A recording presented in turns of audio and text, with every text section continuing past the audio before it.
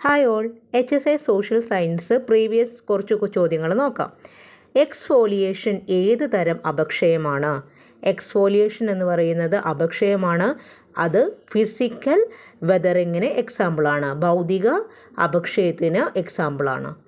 കായാന്തരിത ശിലകൾക്ക് ഉദാഹരണം തന്നിരിക്കുന്നതിൽ കായാന്തരിത ശില ഏതാണ്? മാർബിളാണ്. ഭൂവൽക്കത്തിലെ ഏറ്റവും പുറമെയുള്ള ആവരണമാണ് സിയാല്. സിയാല്, സിമ എന്നിങ്ങനെ ഭൂവൽക്കത്തെ 2 ഭാഗങ്ങളായിട്ട് തിരിച്ചിട്ടുണ്ട്. അതിൽ ഏറ്റവും പുറമെയുള്ളത് സിയാലാണ്. താഴെ പറയുന്നവയിൽ ശീതജലപ്രവാഹം ഏതാണ്? തന്നിട്ടുള്ളതിൽ ശീതജലപ്രവാഹമാണ് കാനറീസ്. വൻകര വിസ്ഥാപന സിദ്ധാന്തം ആവിഷ്കരിച്ച ഭൗതിക ശാസ്ത്രജ്ഞൻ. വൻകര വിസ്ഥാപന സിദ്ധാന്തം ആൽഫ്രഡ് വെഗ്നർ ആണ് ആവിഷ്കരിച്ചത്. അടുത്ത ചോദ്യം, സുനാമികൾക്ക് കാരണമാകുന്ന പ്രതിഭാസം. ഭൂകമ്പങ്ങളാണ് സുനാമികൾക്ക് കാരണമാകുന്നത്. അതുപോലെ അഗ്നിപർവ്വത സ്ഫോടനങ്ങളും എന്തിന് കാരണമാകാറുണ്ട്? സുനാമികൾക്ക്.